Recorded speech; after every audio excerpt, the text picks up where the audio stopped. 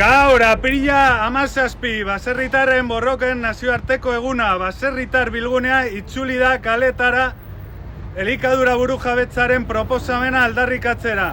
Hori baita naturaren ustiak eta mugagabea, korporazio handien monopolioa, landa eremuko bizitzaren suntziketa eta nekazaritza eta abeltzaintza herrikoiaren desagerpena indartzen dituen eredu agroindustrialaren aurrean erresistentzia bidea. Gaurko egunez berriz ere oihukatzen dugu elikadura ezin da gutxi batzuentzako negozio izan.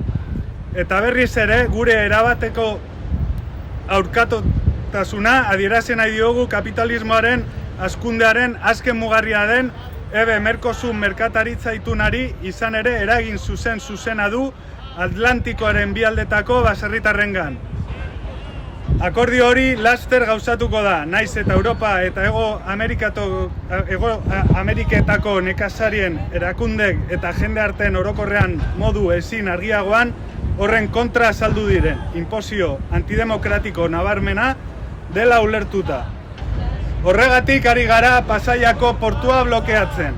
Agerian utzi nahi dugulako azpiegitura hau funtsezkoa dela eredu agroindustrialarentzat eta ezinbestekoa da EBE Mercosur akordioa gauzatzeko.